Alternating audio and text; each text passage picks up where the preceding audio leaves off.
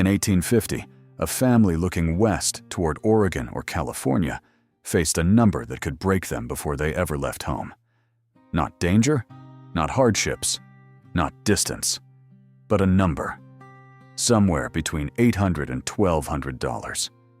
That was the going rate to properly outfit a family for the overland trail, enough to buy a wagon, animals, food, tools, and supplies for a journey that would take 4 to 6 months and cover roughly 2,000 miles.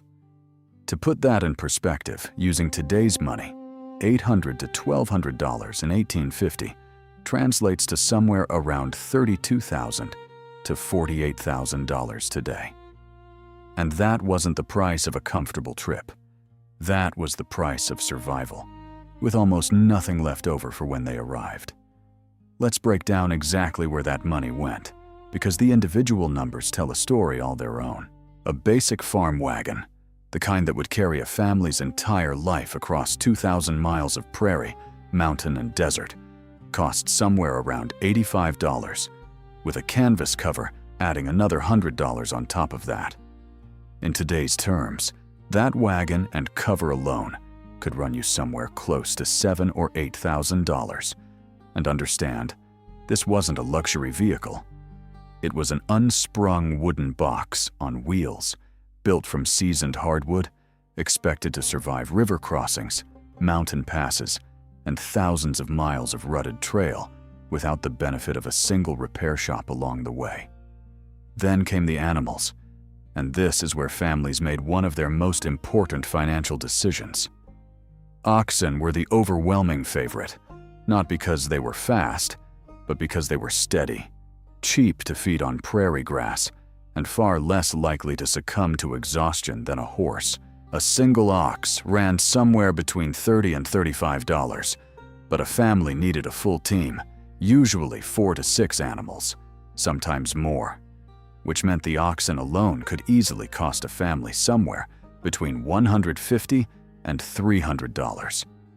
Horses, by comparison, were faster but far more fragile on the trail, prone to failing from bad water and exhausted by terrain that oxen simply plodded through. A decent riding horse could cost $75 on its own, and a good saddle horse considerably more. Mules split the difference, faster than oxen and tougher than horses, but harder to control and more expensive to acquire, running $10 to $15 each before you even accounted for harnessing a full team.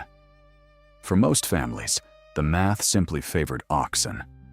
Slow, dependable, and, crucially, affordable. Food was the next enormous expense, and also the least optional.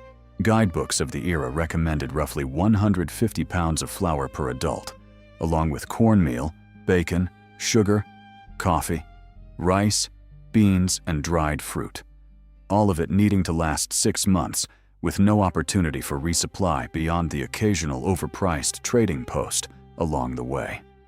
Flour ran around $2 per 100 pounds, meaning a single barrel could run a family $20 or more once you accounted for the sheer volume needed to feed everyone through the winter that would follow their arrival. Bacon cost roughly $5 per 100 pounds, and a family needed hundreds of pounds of it. Add coffee, sugar, salt, dried fruit, and cooking lard, and the food budget alone for a family of 4 could easily climb past $150 before a single mile had been traveled. And then there were the weapons, which weren't optional either. On the trail, a rifle wasn't for show.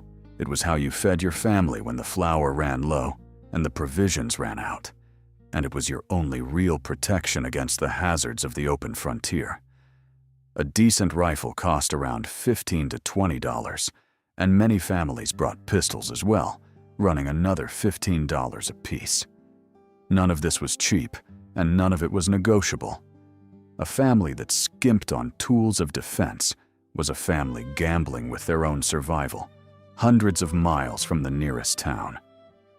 We share these defining moments of American grit weekly, working to preserve the voices and lessons of our past before they are lost to time. Subscribe today to join our community of history enthusiasts and help keep these vital narratives alive. Now, let's talk about what all of this meant in real terms, because the raw dollar figures only tell part of the story. In 1850, the average American laborer might earn somewhere around $1 a day, if they were lucky enough to find steady work at all.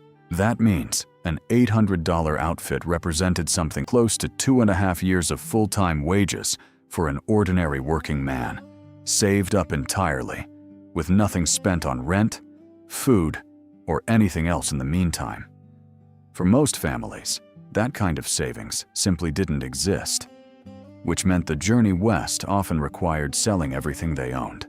The family farm, if they had one, furniture passed down through generations, livestock they'd spent years building up, everything liquidated into a single wagon, a handful of oxen, and a pile of provisions, with the fields of Missouri disappearing behind them, and absolutely no guarantee of what waited 2,000 miles ahead.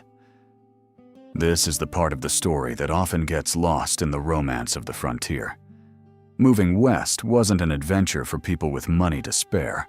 It was frequently the last option for families who had exhausted every other alternative back home, betting literally everything they owned on a strip of unclaimed land they had never seen, based on rumors, letters, and guidebooks written by people who had a financial interest in encouraging them to go. And the risk didn't end once the money was spent.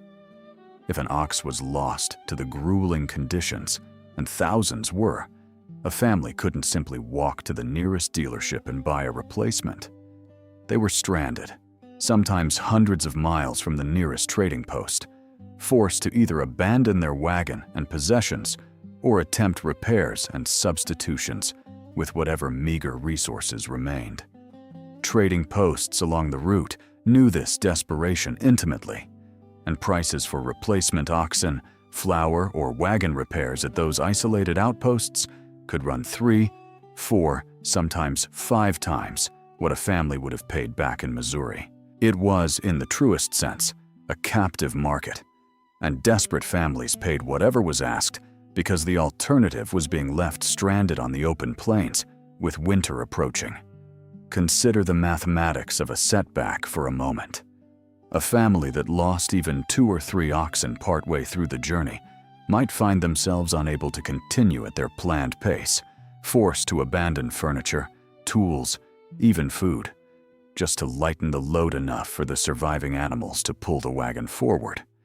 Every single item thrown from a wagon on the trail represented real money, sometimes representing weeks or months of a laborer's wages, discarded on the prairie simply because the family had no other choice. Diaries and trail accounts from the period describe entire stretches of trail littered with abandoned furniture, stoves, and trunks, physical monuments to families' shattered budgets and broken plans. And even families who arrived successfully faced a financial cliff waiting on the other side. Most emigrants arrived in Oregon or California with little to no money left, having spent every dollar simply surviving the journey itself. That meant arriving just before winter with no crop in the ground, no home built, and no income, forced to somehow feed a family for months using whatever meager savings or credit they could scrape together, while simultaneously building shelter and preparing land for the following spring's planting. The journey west wasn't the hard part. The journey west was simply the entry fee. The real financial gamble was surviving the first year on the other end, with almost nothing left in reserve. It's worth pausing on just how enormous a bet this really was, using modern comparisons to put it in perspective. Imagine liquidating your entire life savings, roughly $30,000 to $40,000 in today's terms, to purchase a single, unreliable vehicle with no warranty and no service stations along a 2,000-mile route, with no paved roads, no maps beyond crude guidebooks, and no way to call for help if something went wrong. Imagine knowing that a single mechanical failure, a broken axle, or a lost team of oxen could strand your entire family in unfamiliar territory with dwindling food and no financial cushion to fall back on. That is roughly the scale of risk an ordinary 1850s family accepted, not as an outlier case, but as the standard, expected cost of doing business if they wanted a future in the American West. And yet hundreds of thousands of families made exactly this bet anyway, year after year, through the 1840s, 50s, and 60s. Because for many of them, the alternative back home, tenant farming on land they'd never own, wages that could never keep pace with the cost of living, generations of children with no real prospect of economic advancement, felt like an even worse gamble than the trail itself. At least on the trail, however brutal, there was the possibility of something better waiting at the end. Back home, for many of these families, there often wasn't even that. What strikes modern observers most, looking back at the ledgers, guidebooks, and account books left behind, is just how narrow the margin for error truly was. There was no insurance, no safety net, no government assistance waiting on the other side. Just a wagon, a team of exhausted animals, a dwindling supply of flour and bacon, and a family's entire financial future, riding on whether that wagon made it over the next mountain pass before winter closed the trail behind them. This singular journey completely redefined generations. If you found this look into the true cost of the frontier compelling, share this video with someone who loves history so you can talk about what the pioneers sacrificed for the future.